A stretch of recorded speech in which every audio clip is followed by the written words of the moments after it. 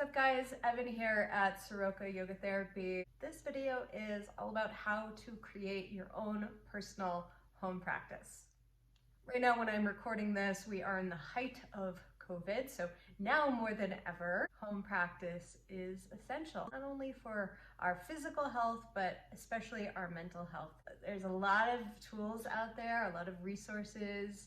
You can just pop on a video these days and do it yourself at home, which are all fabulous things. But let me tell you, when you start to do your practice for yourself from your own direct experience and knowledge and understanding of yourself, it becomes something masterful and really incredibly gratifying.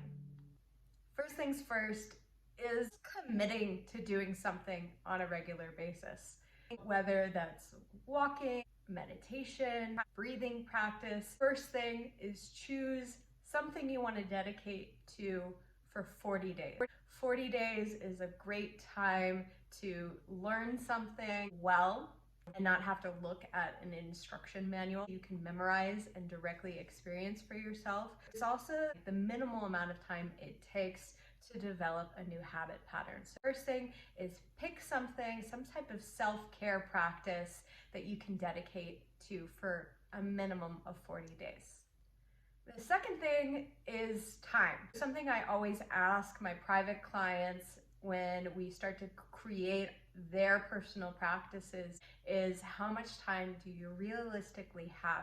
And I say realistically because if you're like me, you will overcommit. So what I usually say to people is give yourself that time, let's say 30 minutes, for example, and then cut that in half, 15 minutes, seriously. That's gonna ensure that you make it happen.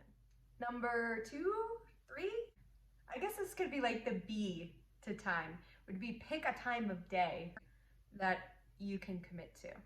Whether that's first thing in the morning before anyone's gotten up, or it's sometime in the afternoon when you've got the majority of your work done, or in the evening when things are getting quiet, kids of, whatever they do.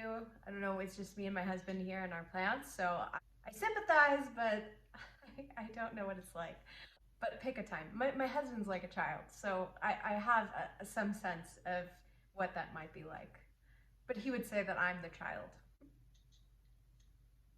4 is space. So you don't need a lot of room. I'm going to show you my setup and you'll see what the deal is. Okay, excuse the mess, but let's see if I can turn it around. Oh no, I can't. This is my home practice space. First thing in the morning, or if no one else is home.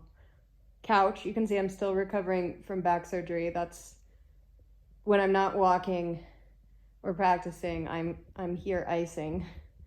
But you can see this is my space. I have it set up for my practice.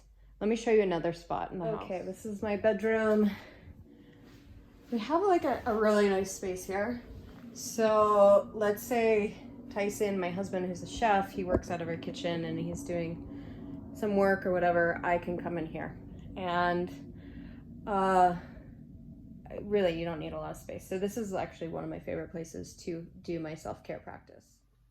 Okay, the main takeaways from this video are, number 1, you've got to have a self-practice. I'm not talking about exercise, I'm not talking about just doing like your yoga poses, but like going into the inner realm of deep relaxation. You're not doing, you're just being. Choose something, whether that's breathing, meditation, yoga nidra, journaling. I guess journaling's, they're all technically doing something ritualized. Pick something and dedicate to it for 40 days because that's the minimum amount of time to set precedent of a new habit pattern. Pick a time of day and a duration for your practice that is going to work for you so you don't give up on it. And also be adaptable. If you cannot make that time of day, something happens, instead of saying, I can't fit it in, find some way to fit it in, whether that's changing a room or getting up early or just telling your family and friends, I'm taking a break here. Give yourself that time because honestly, right now, more than ever, when we're in lockdown, when we have so many resources, but so little faith in our own ability to make ourselves feel better. If you just trust in your own capabilities, the sky is the limit. So trust in your capabilities, do the work, spend that time. It doesn't have to be a lot. So I hope all this information is helpful. It's not complicated. It just requires a little bit of dedication. If you need some help along this journey, number one, subscribe to my channel. I'm constantly putting out lots of different kinds of home practices for you to dabble with and experiment for yourself. And then in addition, if you pop onto my website, you're going to see we offer quite a bit of virtual programming, from working with diabetes, but also the specificity of creating your own personal sadhana or practice at home.